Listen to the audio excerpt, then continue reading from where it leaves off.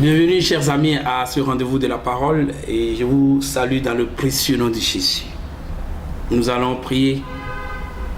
Notre Père, notre Dieu, très saint Père, nous te disons merci, nous bénissons ton nom une fois encore et nous prions Seigneur afin que tu bénisses cette séance, tu bénisses ta parole dans notre vie et qu'elle puisse porter du fruit dans le nom de Jésus.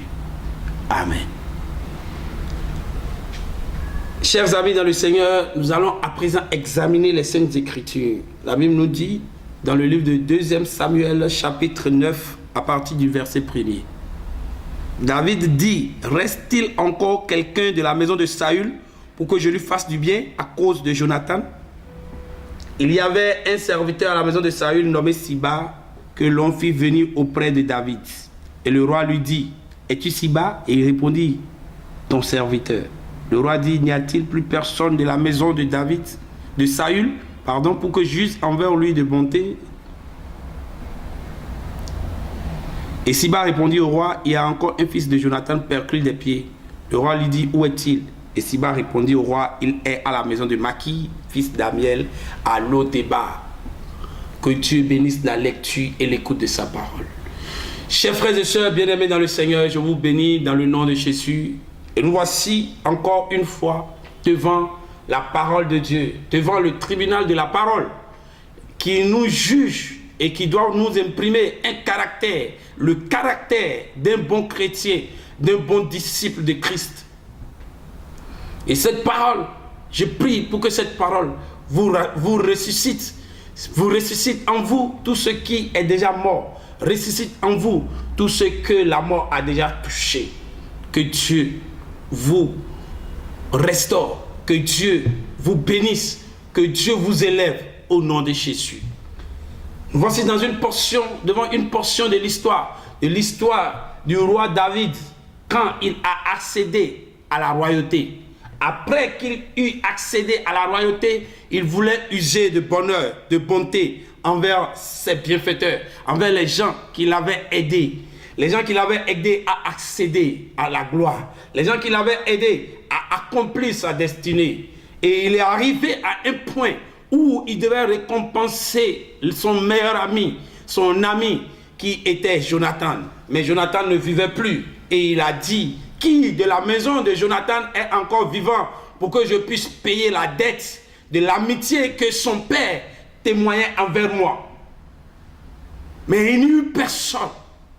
Personne qui pouvait bénéficier de cette grâce. Personne qui pouvait bénéficier de ce privilège, qui pouvait saisir cette opportunité. Et je prie pour toi aujourd'hui. Je prie pour toi dans le nom de Jésus. Que tous ceux-là qui te doivent quelque chose, tous ceux-là qui te doivent de l'honneur, qui te doivent de la bonté, qui te doivent quelque honneur, qui te doivent quelque bonté que ce fût, de quelque nature que ce fût, à partir de ce message, au moment où tu écoutes ce message, ils se rappellent de toi, ils te cherchent et ils te feront du bien, et ils te font du bien au nom de Jésus-Christ de Nazareth.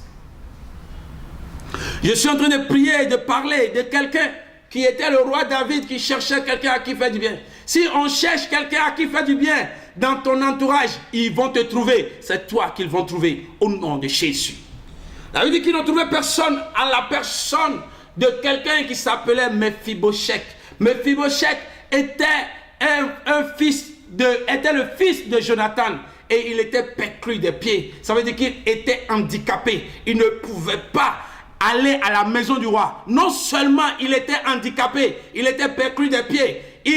Mephibosheth était encore dans une ville qu'on appelait Lo-Débar. Lo-Débar veut dire quoi? Lo-Débar veut dire ville de non-retour. Mephibosheth était allé dans une ville où on ne pouvait pas le voir. Il était en exil. Il s'était caché. Il s'était caché face à la menace de la mort. Il s'était caché face à la menace où on devait, de l'exécution, de la condamnation. On l'a pris pour aller le cacher quelque part. Je prie, là où tu es, là où le monde t'a caché, là où les hommes t'ont caché, là où les esprits t'ont caché, pour que le bonheur ne te trouve jamais. À partir d'aujourd'hui, la main puissante de Dieu te fait sortir et t'amène dans le bonheur. Au nom de Jésus-Christ de Nazareth.